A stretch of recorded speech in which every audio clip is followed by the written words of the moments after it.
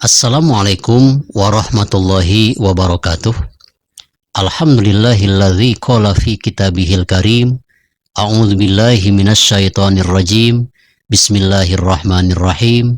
Innallaha ya'murukum an tu'addul amanati ila ahliha. Shadaqallahul azim. Sahabat channel Rahmatul Ummah yang saya cintai dan Allah muliakan, kita lanjutkan masih membahas tentang cabang iman ke-36, yaitu menjaga amanah, menjaga titipan, menjaga kepercayaan orang lain.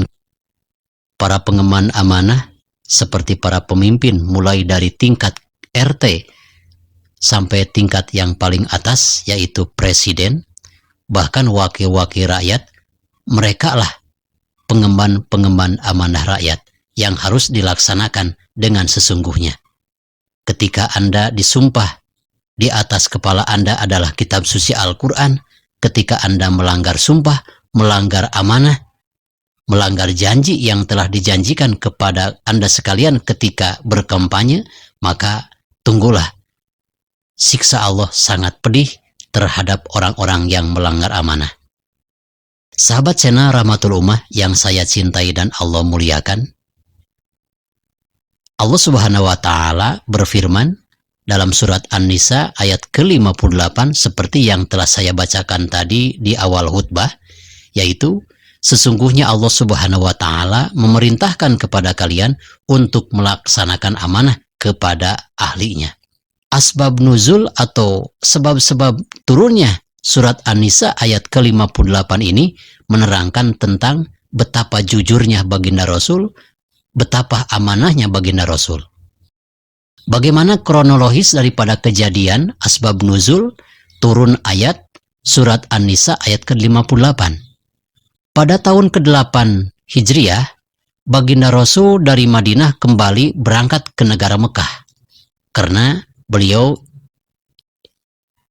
pada tahun ke-8 Hijriah ini bisa menguasai kota Mekah seutuhnya.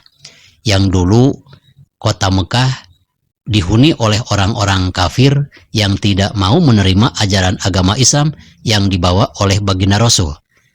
Tapi saat datang tahun 8 Hijrah, maka orang-orang kafir yang tadinya tidak beriman malah berbalik beriman kepada Allah Subhanahu wa Ta'ala. Yang mana tahun ke-8 daripada Hijriah ini dinamakan tahun Futuh Mekah, yaitu merdekanya kota Mekah. Pada tahun ke-8 Hijriah ini, baginda Rasul hendak melaksanakan sholat di dalam Ka'bah. Tapi apa yang terjadi? Penjaga pintu Ka'bah ini yang bernama Utsman bin Abdidar tidak memberikan kunci pintu Ka'bah ini dengan alasan menghalang-halangi baginda Rasul untuk tidak bisa memasuki ke dalam Ka'bah.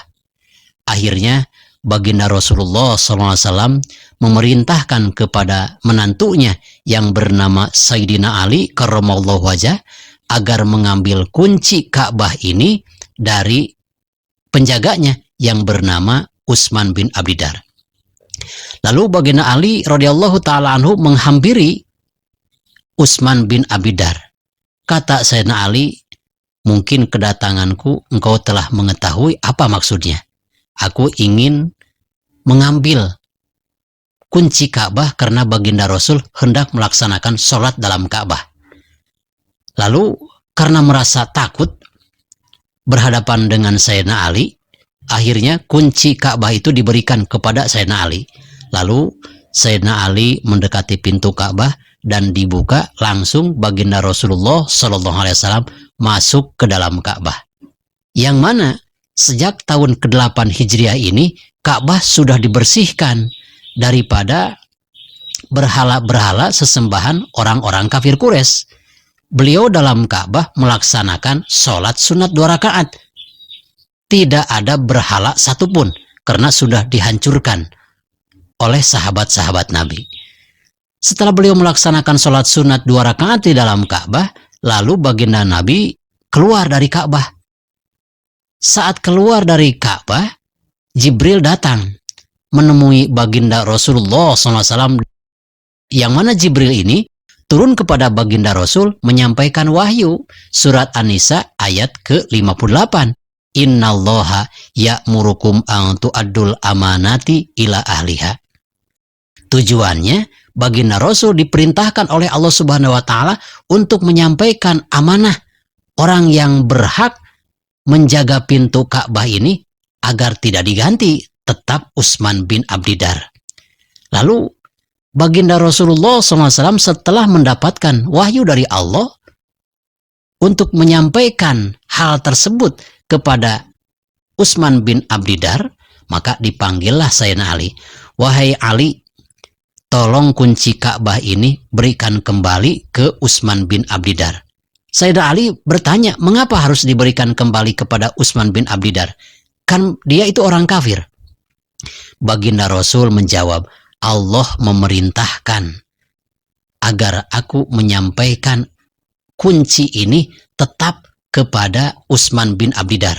Seandainya kunci ini tidak diberikan kembali kepada Utsman bin Abdidar, berarti gelar amanahku, gelar Al-Amin yang disematkan kepadaku dari semenjak kecil akan sirna. Maka tolonglah kunci ini berikan kembali kepada Utsman bin Abdidar. Lalu Imam Ali mengambil kunci dari tangan baginda Rasul dan menyampaikannya kepada Utsman bin Abdidar.